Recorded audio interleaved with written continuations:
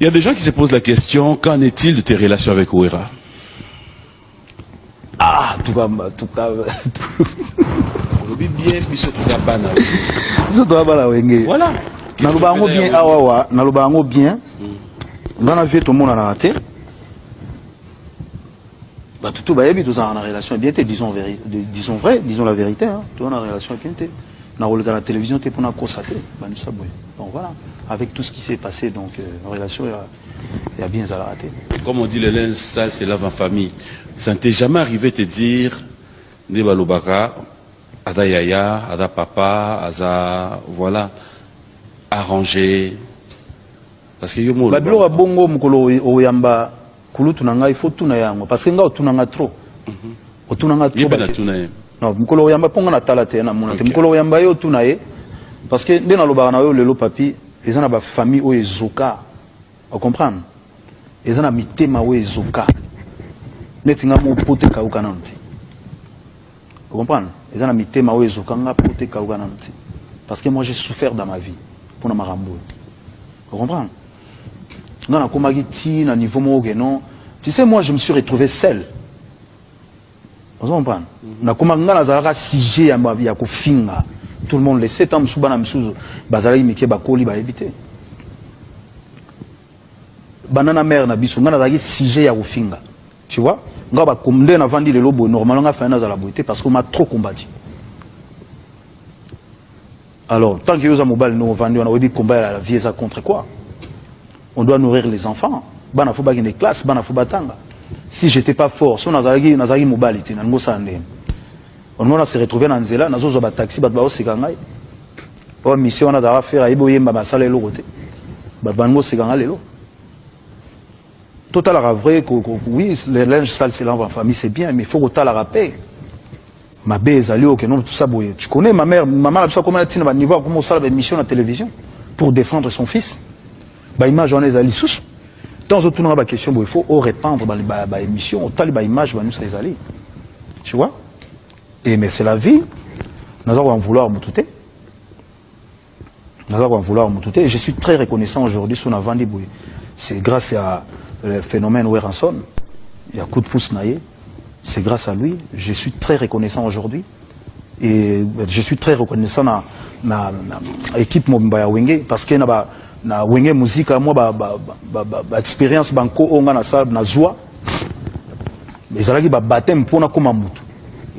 Et aujourd'hui on remercie l'équipe Mobimba Wenge banana tina président na biso Jibem Piana. On remercie bango nyonso.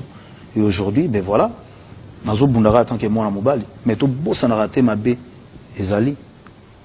Nous allons prendre ma bé ezali les lois sont yo ba combattre yo les sabana na hote.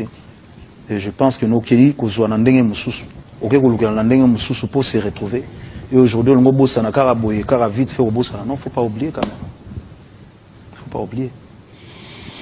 On a compris que ça vient vraiment du fond de cœur et puis mais je nazana rankine te mais ezara pote kaukite. Pote kaukite. Je voulais bien laisser, à la fois, ça me pousse à poser une petite question. Ouais, tout non. Yomo esalio mawa. Oui. Esalio mawa. Bon, normal. Ah, ouais. Très normal. Voilà. C'est comme je l'ai dit. En tout cas, Nadota Layo, tu parles avec ton cœur. Nga batinda bato ba bambanga mabanga. Ngai. Keno so bomone na nzela fu bo bambage ba mabanga. Nga fait. Pour nani? Parce que na salini.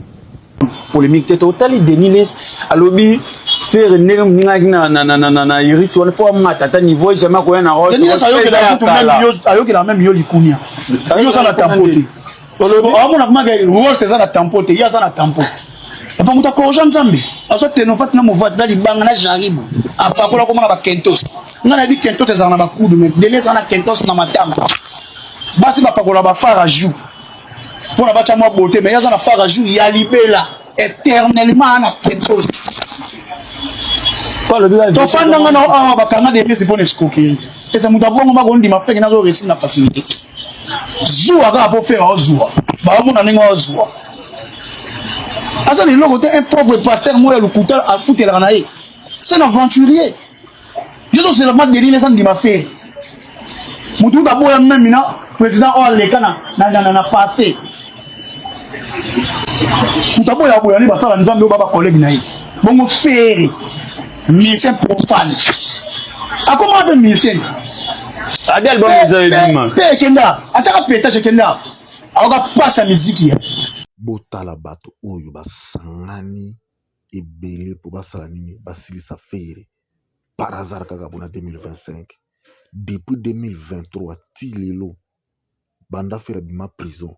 Il ne fait plus jamais des émissions oyo na télévision to na YouTube pour na kosolola na bato fere glo moko samba kameka ba streaming ba concert na streaming asala émission na streaming payant na 2025-24 mais depuis on a ti lelo to mona fere asala émission te aya kolobela bato bofandi ka kuna entre bino sele yo héritier Charlie Pakana Werason bolingi bo créer base pour boteka ba biyi na bino a concert na bino ya Didas Arena siko bandi ko kotisa fere na kati nango ole bo kotisa fere na ndenge ya bien bo kotisa ko fere na mafinga au moment où tant bo annoncer concert na bino fere gola pa a partager ki bino na Facebook na ba réseaux sociaux na a partager ko fere ba réseaux sociaux na Fabrica sa mis album a partager ba déplique ainsi de suite ba tonu ba sali ba Evre Mikolo oyo na mo to ko mois de juillet awa Fergola a réélé biloko na bango na ba Facebook na ye mais toujours la côté na vie na biso Werason mutema mabe bandi ba ko tinda ba communicateur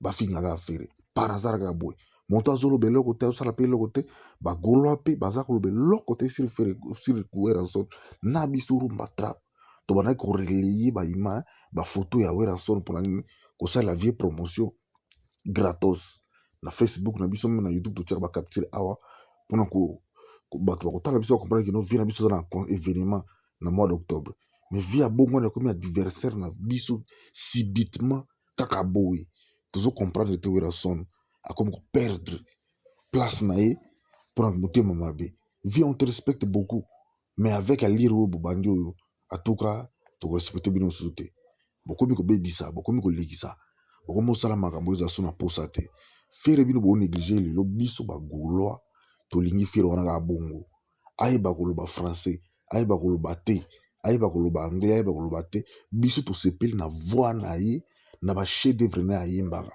so yoki banzembo ne ba mercure ti le lozo sala banzembo lo banzembo ba diki diki eza ko sala ezo toucher ba cœur na ba to ti lelo mais depuis faire gola bima na maison mère ti lelo Werason abeta sous concert à makasi te parce que performance Werason zo paye sango à l'époque c'était grâce à Ferre Nazaki ou Yawa Nazaki ligne d'attaque fondamentale voix fondamentale à maison mère même héritier le baon balé qui voix fondamentale bango zaki bako ganga kona tout mais Ferre soga ye a posé base pour na bango mais lelo komi Ferre komi jaloux na bino merci na bino Werason merci na yo héritier merci na bino ba sérieux na ba Charlie Paka ndenge bo bandi ofinga subso de nouveau ko pese biso idée ya ko détruire bino bokasi boko détruire biso mais biso ndo contre to bito ba missile. Il faut être M23 et être rwandais pour ne pas accepter la victoire de la République démocratique du Congo ce soir face à l'Angola. Rendez-vous dimanche face aux Marocains. On va vous humilier. La justice de Dieu Iyana, vous avez humilié Chancel Mbemba. Cette fois-ci, les locaux vont aussi vous humilier. Rendez-vous dimanche, 14h, 12h, heure GMT, heure de GMT. Temps universel, 12h. Ça fait 14h. On dit qu'il est trop bête à Maroc. Félicitations à toi, Kitambala, mon numéro 9 préféré. Je t'aime beaucoup. Notre nouveau Mbokani. Mbokani asika yona ye. Mbokani asika na Léopard. Félicitations no bino ba bro. Vous salez le roi Bungaki. M23 na Rwanda baza imilé lelo.